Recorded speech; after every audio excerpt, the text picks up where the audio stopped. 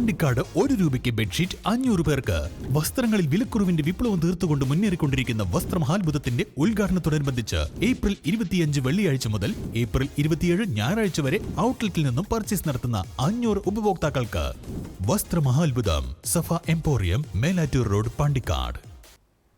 Tirurangadi police station നവീകരണത്തിൽ ഗുരുതരമായ വീഴ്ച സംഭവിച്ചതായി പോലീസ് അന്വേഷണ റിപ്പോർട്ട്.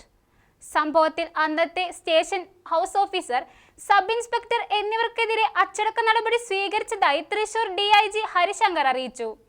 സ്റ്റേഷൻ നവീകരണത്തിലെ ക്രമക്കേടുകൾ ചൂണ്ടിക്കാട്ടി തിരൂരങ്ങാടി മണ്ഡലം മുസ്ലിം ലീഗ് കമ്മിറ്റിയുടെ നേതൃത്വത്തിൽ കഴിഞ്ഞ 4 വർഷമായി നടന്ന പോരാട്ടത്തിനൊടുവിലാണ് DIGയുടെ ഈ വെളിപ്പെടുത്തൽ. 2021-22 വർഷത്തിലെ തിരൂരങ്ങാടി പോലീസ് സ്റ്റേഷൻ നവീകരണവുമായി ബന്ധപ്പെട്ടാണ് അന്നത്തെ SHO MP Sandeep Kumar, SI SK പ്രിയൻ എന്നിവർക്കെതിരെ നടപടിയുണ്ടായിരിക്കുന്നത്. മലപ്പുറം സ്പെഷ്യൽ ബ്രാഞ്ച് DYSP നടത്തിയ അന്വേഷണത്തിൽ പോലീസ് ഭാഗത്തു നിന്ന് വീഴ്ച സംഭവിച്ചതായി കണ്ടെത്തിയിരുന്നു. ഇതിന്റെ അടിസ്ഥാനത്തിൽ വിശദീകരണം ആവശ്യപ്പെട്ട് ഇരുവർക്കും നോട്ടീസ് നൽകിയിരുന്നു. ഇവരുടെ വിശദീകരണത്തിൽ നടപടിക്രമങ്ങളുടെ ലംഘനം കണ്ടെത്തിയതിനെ തുടർന്നാണ് DIG അച്ചടക്ക നടപടി സ്വീകരിച്ചത്. കേരള പോലീസ് ആക്ട് പ്രകാരം ഇരുവർക്കും ശാസന നൽകിയതായും DIG അറിയിച്ചു.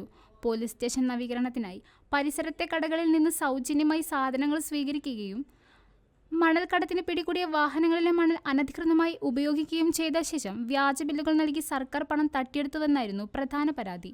അക്കാലത്ത് SHO ആയിരുന്ന MP സന്ദീപ് കുമാർ, അതേപോലെ തന്നെ SI ആയിരുന്ന SK പ്രിയൻ എന്ന് പറയുന്ന 2 ഉദ്യോഗസ്ഥർക്കെതിരെ നടപടി സ്വീകരിച്ചതായും അതവരുടെ അടുത്ത് വീഴ്ച വന്നതായൊക്കെ അദ്ദേഹം അതിൽ പ്രതിപാദിക്കുന്നുണ്ട്. അതോടൊപ്പം തന്നെ ഇതിൽ സമ്മർദ്ദമോ നിർബന്ധമോ കൂടാതെ ഈ പ്രദേശത്തെ ചില കടകളിൽ നിന്നും വിവിധ സാധന സാമഗ്രികൾ പോലീസ് നവീകരണത്തിലേക്ക് ലഭിച്ചു എന്ന് അദ്ദേഹം സമ്മതിക്കുകയും ചെയ്യുന്നുണ്ട് ഈ കത്തിൽ. എന്നാൽ ഇതിവിടെ വളരെ പ്രധാനപ്പെട്ട സംഗതി അപ്പോഴാണുള്ളത്. കഴിഞ്ഞ വർഷം നിയമസഭയിൽ ഈ വിഷയം ഉന്നയിക്കപ്പെട്ടിരുന്നു. ആ സമയത്ത് മുഖ്യമന്ത്രി, ആഭ്യന്തര വകുപ്പിൻ്റെ ചുമതലയുള്ള മുഖ്യമന്ത്രി പറഞ്ഞത് ഒരു സ്പോൺസർഷിപ്പും ലഭിച്ചിട്ടില്ല, സർക്കാരിൽ നിന്നും നൽകിയ 30 ലക്ഷം രൂപ ഉപയോഗിച്ചാണ് നവീകരിച്ചത് എന്നുള്ളതാണ്. ഈ 30 ലക്ഷം രൂപ ഏതെല്ലാം വിഭാഗത്തിലാണ് ചെലവഴിച്ചത് എന്ന് കൃത്യമായി മുഖ്യമന്ത്രി നൽകിയ മറുപടിയിൽ പറയുന്നുണ്ട്.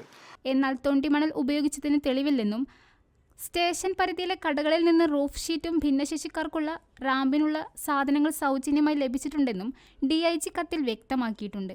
അതേസമയം സൗജന്യമായി ലഭിച്ച സാധനങ്ങൾ ഉപയോഗിച്ച് നിർമ്മിച്ച റാമ്പിന് ഷീറ്റിനുമായി ഏകദേശം 30 ലക്ഷം രൂപ സർക്കാർ ഖജനാവിൽ നിന്ന് ചെലവഴിച്ചെന്ന മുഖ്യമന്ത്രിയുടെ നിയമസഭയിലെ മറുപടി യൂത്ത് ലീഗ് ആരോപണങ്ങൾക്ക് ബലം നൽകുന്നു. ആരിൽ നിന്നും സഹായം സ്വീകരിച്ചിട്ടില്ലെന്ന മുഖ്യമന്ത്രിയുടെ മുൻ പ്രസ്താവനയും ഇതിനോടൊപ്പം കൂട്ടിവായിക്കേണ്ടതാണ്.